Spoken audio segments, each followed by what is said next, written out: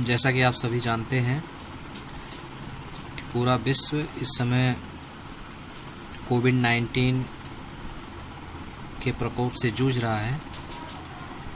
ऐसे में आपकी जो वर्चुअल क्लासेज, वीडियो कक्षाएं जो चलाई जा रही हैं, यही एक माध्यम है आपके पठन पाठन का। और आप सभी लोगों को पूरी गंभीरता के साथ घर पे रहते हुए, सुरक्षित रहते हुए, अपने आप की सुरक्षा करते हुए पठन पाठन भी करना है। गिने चुने बच्चे ही रिस्पांस दे रहे हैं, उनकी कापियां आ रही हैं, बाकी और बच्चों की कापियां नहीं आ रही हैं। थोड़ा दुख होता है कि पढ़ाने के बाद आप लोग वीडियो सीन भी करते हैं, देखते हैं, लेकिन उसके बाद भी आपका वर्क कंप्लीट नहीं है और ना ही आप कॉपी चेक कराना चाहते हैं। तो ऐसा ना करिए, आप लोग कॉपी भेजिए, आपकी कॉपी चेक होगी और उसमें जो कमियां रहेंगी आपको कमियां बताई जाएंगी। व्यवस्थित लिखने का तरीका और पढ़ने का ढंग आप सबको सब कुछ अच्छे से बताया जाएगा। और आप लोग खूब मेहनत करिए, अच्छे से पढ़िए, बिना किसी इफ बट के। चलिए, कल आप लोगों ने पढ़ा था, पिछले वीडियो में आप लोगों ने पढ़ा था, लंबा मार्ग दूर घर, विकट पंथ बहु मार, कहो संतो क्यों पाइए दुर्लभ हरि दीदार। आई होप आप लोगों को समझ में आ भी गया होगा। अब देखिए, नहीं आया होगा तो आप लोग जरूर पूछेंगे। यह तन जालो मस करो, लिखो राम का नाव, लेखन करूं करंक की, लिख लिख राम पठाओ। देखिए, ये कबीरदास की आत्मा, कबीरदास जो कि एक निराकार ब्रह्म के उपासक थे। कबीरदास का प्रेम निराकार ब्रह्म के प्रति कुछ इस प्रकार का है कि वह अपना सब कुछ न्यौछावर कर देना चाहते हैं उस परमात्मा पर। और ऐसे में उन्होंने कहा कि यह तन जालो मस करो, कि मैं अपने इस तन माने शरीर को जला करके, मस करो, मस माने स्याही, मतलब शरीर को जला करके मतलब सब कुछ न्यौछावर कर देना चाहते हैं उस परमात्मा पर। यह तन जालो मस करो, मैं अपने इस शरीर को, उस तन को जला करके उसकी स्याही, मस माने क्या, स्याही बनाकर, लिखो राम के नाम, मैं उससे क्या करूं, राम का नाम लिखूं, अपने उस परमात्मा का, अपने उस प्रियतम, अपने उस निराकार ब्रह्म का मैं नाम लिखूं। कैसे? लेखन करूं करंक की, लिख लिख राम पठाओ। लेखन करो, लेखनी करूं करंक की, मतलब शरीर को जला करके उसकी स्याही बनाऊं और जो हड्डियां हो उन हड्डियों से मैं उसकी क्या बनाऊं, लेखनी बना करके अपने परमात्मा रूपी प्रियतम को लिख करके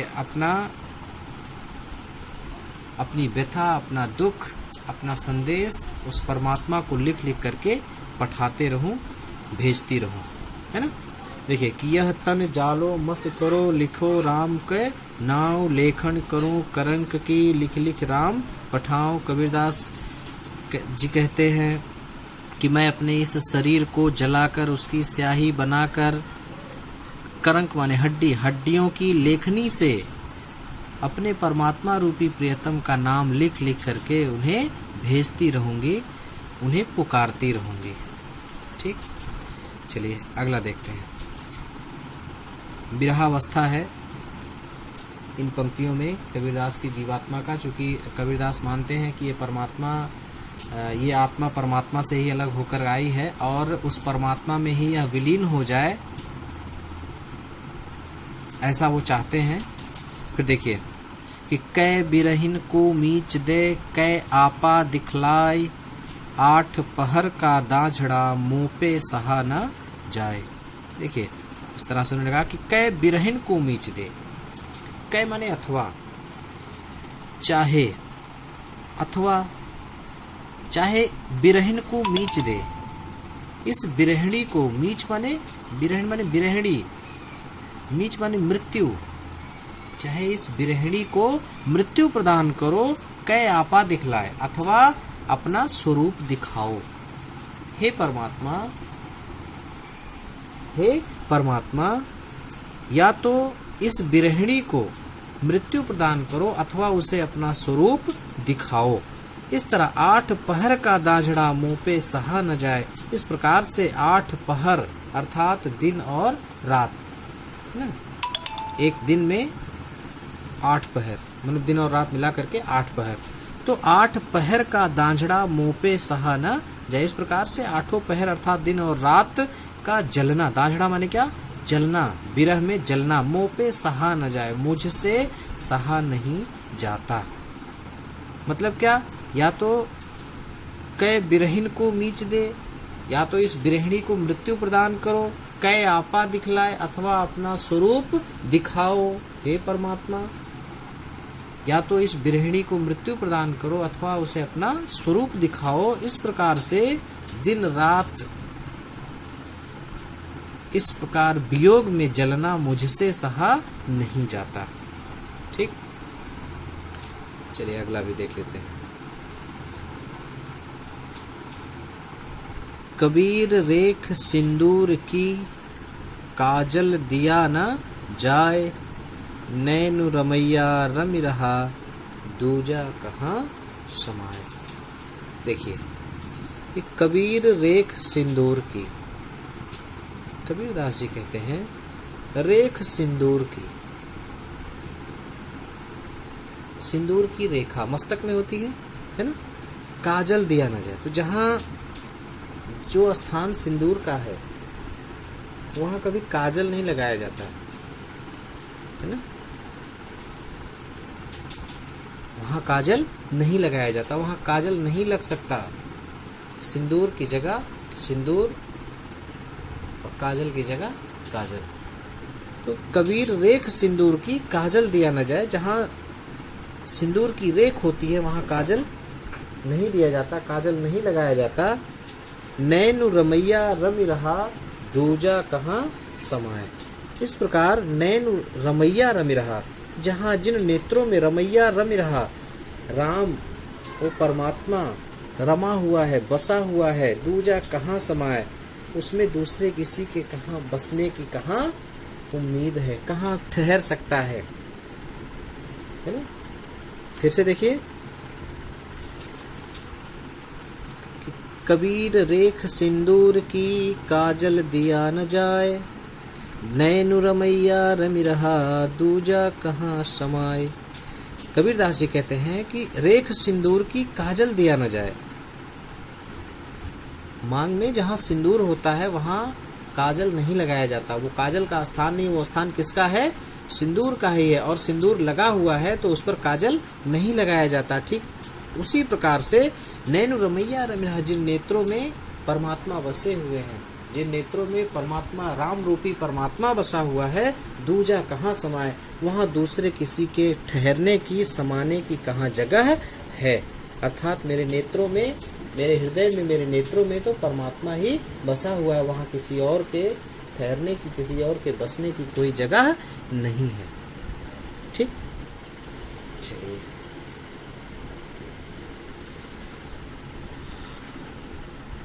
एक और देख लेते हैं। सायर नाही सीप बिन स्वाति बूद भी नाही, कबीर मोती नीप जय शून्य सिसर गढ़ माही। देखिए, सायर नाही सीप बिन, सायर माने सागर, ना तो सागर है, सीप बिन ना तो वहाँ सीप है, स्वाति बूंद भी नहीं और ना ही स्वाति नक्षत्र की बूंदें हैं। फिर भी कबीर मोती नीपजे, फिर भी कबीरदास जी कहते हैं कि वहाँ नीपजे माने उत्पन्न होता है क्या, मोती। शून्य सिसर गढ़ माय, शून्य सुषुम्ना, सुषुम्ना नाड़ी होती है। सुषुम्ना क्या, नाड़ी, रीढ़ की हड्डी है ना, सुषुम्ना नाड़ी उसी कहते हैं। सिसर, सिसर माने शीर्ष पर, शीर्ष माने ऊपर, ऊपर यहाँ मस्तिष्क पीछे, मतलब बिल्कुल एकदम ये जो रीढ़ की हड्डी है एकदम सीधे सिर के ऊपर उसको क्या कहते हैं? ब्रह्मरंध्र कहते हैं। शीर्ष माने क्या? ऊपर। ऊपर जो ब्रह्मरंध्र होता है, जहाँ ज्ञान की प्राप्ति होती है, जहाँ बुद्धि होता है, उसे क्या कहते हैं? ब्रह्मरंध्र। गढ़ माने किले में, माही माने अंदर। मतलब इस शरीर रूपी किले में, इस शरीर रूपी गढ़ माही, इस शरीर रूपी किले में शून्य शिशर, सुषुम्ना नाड़ी। शून्य माने क्या? सुषुम्ना नाड़ी। शीर्ष माने ऊपर, सुषुम्ना नाड़ी के ऊपर। इस शरीर रूपी किले में सुषुम्ना नाड़ी के ऊपर मोती नीपजे। कबीरदास जी कहते हैं क्या उत्पन्न होता है? मोती उत्पन्न होता है। क्या उत्पन्न होता है? मोती उत्पन्न होता है। कैसा मोती? ज्ञान रूपी मोती उत्पन्न होता है। जबकि सायर नाही सीप बिन स्वाति बूद भी नहीं। जबकि ना तो वहाँ सायर है अर्थात सागर है, ना तो वहाँ सीप है, और ना ही स्वाति नक्षत्र की बूंदें हैं। ऐसा कहा जाता है कि सागर हो, सागर में सीप हो, और उस सीप में स्वाति नक्षत्र की बूंदें हो, तो इन तीनों के अद्भुत संयोग से मोती उत्पन्न होता है।